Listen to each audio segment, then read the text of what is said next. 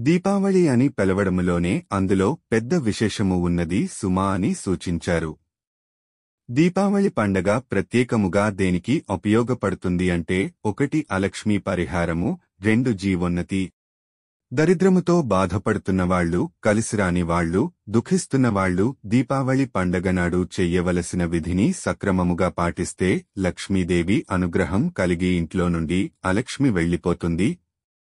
దరిద్రముతో బాధపడుతున్నవాళ్లని, వాళ్ల పాపాన్ని తీసేసి లక్ష్మీ కటాక్షాన్ని కల్పించడం కోసం దీపావళి తిథి వచ్చింది.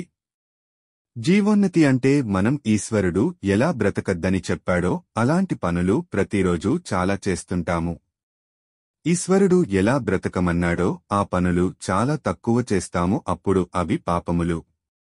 ఉదాహరణకి సూర్యోదయమునకు ముందు నిద్రలేవాలి, లేవట్లేదు. అసుర సంధ్య వేళ పడుకోకూడదు, పడుకుంటున్నాము. ఇంట్లో దీపం పెట్టకుండా ఇల్లు తాళం వేసి ఎక్కడికి వెళ్లకూడదు. తాళం పెట్టి ఊళ్లు వెళ్లడము వలన ఇంట్లో ఈశ్వరుడికి నైవేద్యం లేదు. ఇవన్నీ దోషములు.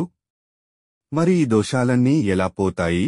పాపాలు పోగొట్టుకుని నరక భయాన్ని దూరం చేసుకోవడానికి ఉపయోగపడేది దీపావళి నాటి అమావాస్య తిథి. పాపం నుండి విముక్తి చేస్తుంది అంటే ప్రతి ఏడాది తప్పులు చేసేసి దీపావళి చెయ్యమని కాదు. సాధ్యమైనంత తగ్గిస్తూ మన చేతిలో లేక జరిగిపోయింది అనుకున్న దానికి పరిహారం కోసం కనీసములో కనీసం దీపావళి పండగ జాగ్రత్తగా చేసుకోవాలి. దీపావళి పండగనాడు అలక్ష్మి పోవాలి, జీవోన్నతి జరగాలి అంటే ఏమి చెయ్యాలి? దీపావళి స్నాన విధి. తైలే లక్ష్మీ జలే గంగా దీపావళి తిథౌ వసేత్.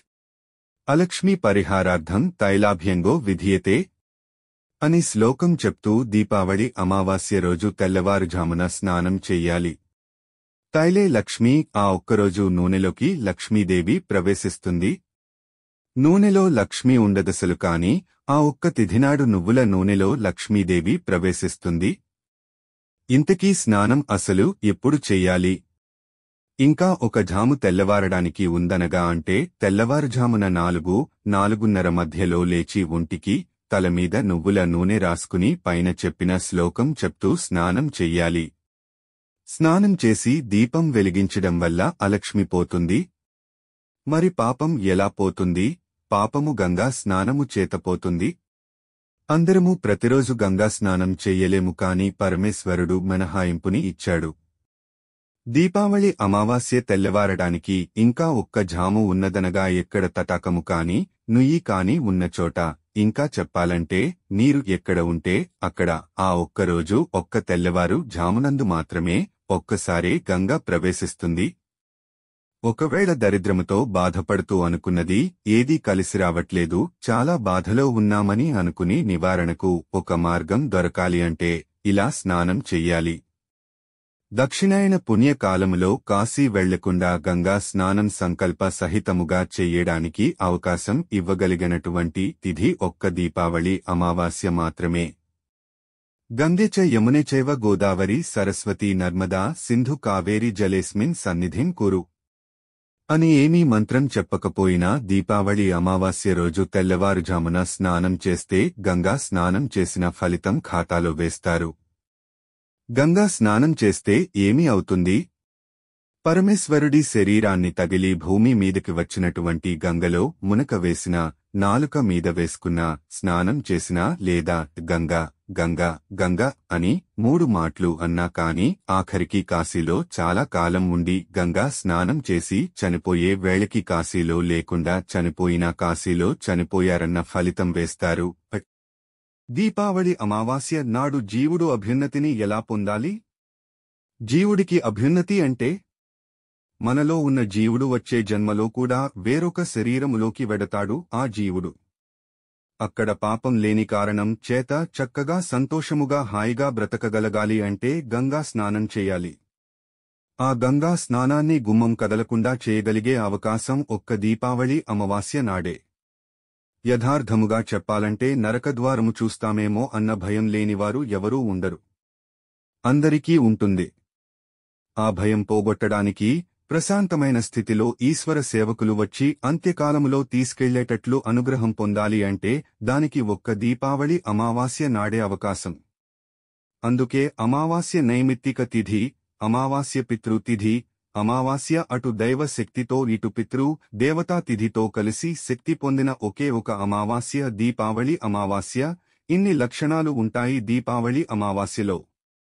నేను దేహం విడిచిపెట్టేసినప్పుడు నాకు యమభటులు కనపడకూడదు, ఈశ్వర భటులు కనపడాలి అనే కోరిక ఉన్నవాళ్లు దీపావళి అమావాస్య రోజున స్నానం చేసినప్పుడు ఏమి చేయాలి?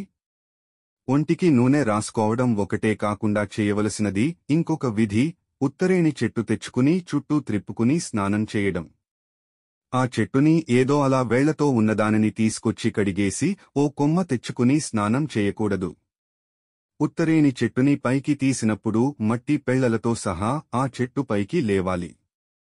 అంటే మొక్కని పైకి పీకితే మట్టి బెడ్డలతో ఉండేటట్లుగా పైకి తీయాలి.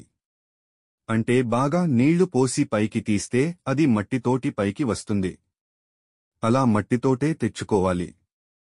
మట్టితోటే తెచ్చుకుని స్నానం చేసేటప్పుడు ఆ ఉత్తరేణి చెట్టుని తనకు తానే త్రిప్పుకోవాలి. ఎవరో త్రిప్పరు, దృష్టి దోష పరిహారార్థం తనకి తానే త్రిప్పుకోవాలి. ఆ త్రిప్పుకునేటప్పుడు మాత్రం ఒక శ్లోకం చెప్పాలి.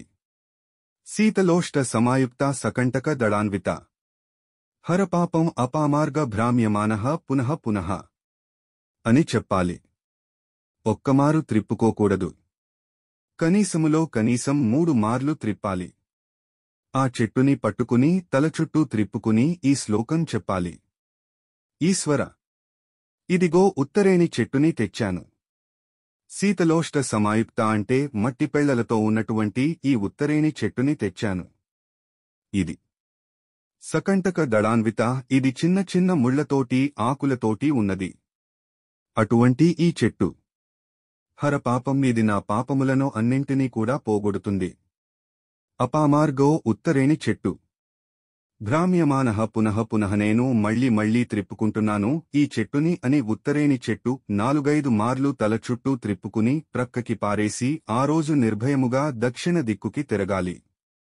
దక్షిణ దిక్కుకి తిరిగి యజ్ఞోపవీతం ఉన్నవాళ్లైతే యమధర్మరాజు గారికి తర్పణ ఇస్తారు. ఆ రోజున యమాం తర్పయామి, యమాం తర్పయామి, యమాం తర్పయామి అంటూ యముడికి తర్పణ ఇవ్వాలి.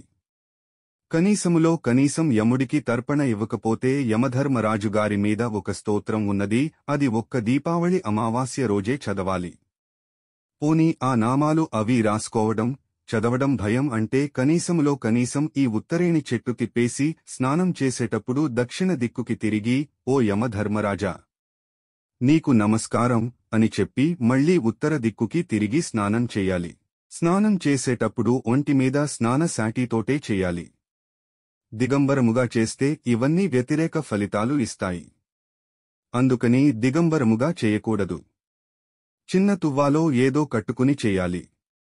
ఇలా దీపావళి అమావాస్యని ఎవరు చేస్తారో వాళ్లకి జీవోన్నతి, లక్ష్మీ కటాక్షము కలిగి అంత్యకాలములో ఈశ్వర భటులు తీసుకెళ్లేటట్లుగా, మరణించాక నరకద్వార దర్శనము లేకుండా భగవంతుడు అనుగ్రహిస్తాడు.